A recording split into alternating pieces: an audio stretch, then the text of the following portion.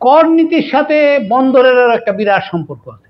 এই যে বন্দরের বিরোধিতা যারা করতেছে, এরা আসলে কি জন্য বিরোধিতা করছে, এখান থেকে যদি আপনি উঠে আসেন তাহলে কিন্তু কর নীতিটাও বুঝতে পারবেন।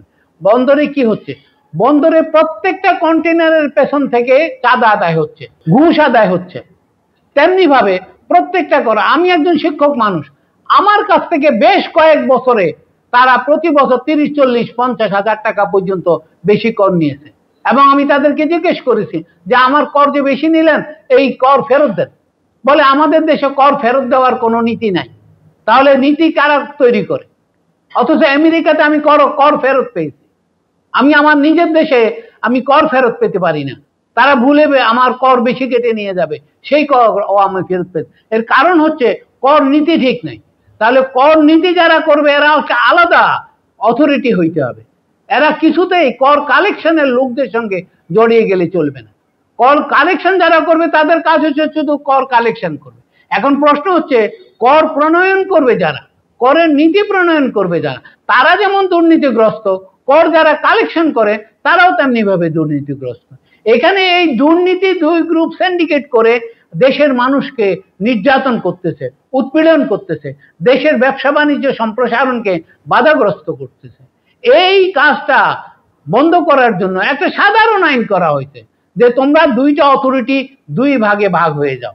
যারা করের নীতি নির্ধারণ করবা তারা একভাবে করবা, সঠিকভাবে করবা, ন্যায্যভাবে করবা, যাতে আরো বেশি লোককে করের আওতায় আনা যায়, কিন্তু কারো কাছ থেকে অন্যায়ভাবে কর সংগ্রহ করা না হয়, আবার ঘুষ খেয়ে কাউকে কর মওকুফ করে না দেওয়া হয়। এই যে আলম গ্রুপকে 3000 কোটি টাকা একবারে কর মওকুফ করে দিয়েছে। আপনি কি মনে করেন যদি কর নীতি আলাদা থাকতো এবং কর কালেকশন নীতির লোকরা আলাদা থাকতো তাহলে এটা এত সহজে করা সম্ভব হতো? এখন তারা বলতেছেন গ্রামীণ ব্যাংকের করও তো মওকুফ করা হয়েছে। গ্রামীণ ব্যাংকে তো মেরে ফেলা হয়েছে। এখন এটা তো brain child of doctor Mohammad Yunus. He does not want that this brain child will die immaturely. Is it a fault for him? What about the achievement of Grameen Bank? That does not really matter. Matter is that is one of the famous banking, irregular banking in the sense, not a typical banking. Out of the typical banking, সে একটা banking ব্যবস্থা করেছে। এর অসংখ্য দোষ থাকতে পারে, আমি এর সাথে অনেক কিছুর সাথে হয়তো একমত হব না, কিন্তু এটা নাম করেছে তো, এটা নোবেল পুরস্কার পেয়েছে তো, এটা দেশকে সুনাম বৃদ্ধি করেছে তো, কিছু লোককে খাওয়ায় পরে রেখেছিল তো এককালে। এখন তারা গ্রামীণ ব্যাংকের তরফ দিয়ে যদি একটা মডেল ইউনিভার্সিটি হয়, আমাদের দেশের ইউনিভার্সিটি শিক্ষার কি অবস্থা? এখন এগুলি একটার সাথে আরেকটা জড়িত। কর ব্যবস্থা যদি ঠিক হয়, দেশের সকল বিশ্ববিদ্যালয় কলেজের ছাত্রদেরকে বৃত্তি দেওয়া সম্ভব। কিন্তু কর ব্যবস্থা যদি এইরকম ঘুষ এবং দুর্নীতির মধ্যে থাকে, তবে ভবিষ্যতে এই দেশে অর্ধেক ছাত্রছাত্রী বিশ্ববিদ্যালয়ে যেতে পারবে না। এটা কোনো একটা শিক্ষা ব্যবস্থা হলো? একটা ছাত্রকে 3টা 4টে টিউশনি করে তারপরে পড়াশোনা করতে হয়, এটা একটা শিক্ষা ব্যবস্থা হয়? আমি মনে করি কলেজ বিশ্ববিদ্যালয়ের সকল ছেলেকে বৃত্তি দেওয়া সম্ভব। আমি বহু আগে থেকে এটা বলে আসতেছি। আমাদের দেশের অর্থনৈতিক অবস্থা এখন যা, আমরা যদি আমাদের এটাকে 1 ট্রিলিয়ন ইকোনমিতে নিয়ে যেতে পারি, এবং ডক্টর মোহাম্মদ ইউনুস এটা 2-3 বছরের মধ্যে 1 ট্রিলিয়ন ইকোনমিতে নিয়ে যেতে পারতেন যদি তাকে সুযোগ দেওয়া হতো। অনেকে বলতেছে 9 মাসে উনি কি করেছেন, 10 মাসে উনি কি করেছেন। আপনারা তো ওনাকে কাজ করতে দেন নাই, আপনারা তো প্রত্যেকদিন ওনাকে ডিস্টার্ব করেছেন, প্রত্যেকদিন যমুনা ঘেরাও করেছেন, তার কাছ থেকে অন্যায় দাবি দেওয়া বা ন্যায় দাবি দেওয়া আদায় করার চেষ্টায় আপনার লিপ্ত হয়েছেন। এর ফলে কি হয়েছে? উনি তো কাজ করতে পারেন নাই, লোকটাকে ঘুমাতেই দেন নাই, খেতেই দেন নাই। তার অর্জন তো বাইরের বিশ্বে, জাপান থেকে শুরু করে, চায়না থেকে শুরু করে, এবং পৃথিবীর বিভিন্ন দেশে থেকে শুরু করে। দেখুন, আপনি লক্ষ্য করুন যে কিভাবে মোদিকে তিনি সাইজ করে ফেলেছেন। অন্য কেউ কি মোদিকে এইভাবে নতজানু করতে পারতো? মোদি এখন পাগল হয়ে গেছে দেশে একটা নির্বাচন, তড়িগড়ি নির্বাচন, কারচুপির নির্বাচন দিয়ে দেশকে আবার একটা অস্থিতিশীল অবস্থার দিকে নিয়ে যাওয়া।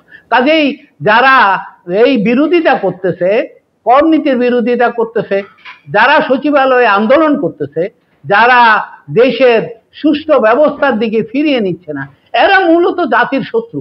কিন্তু এদেরকে জাতির শত্রু আপনি বলবেন কিভাবে?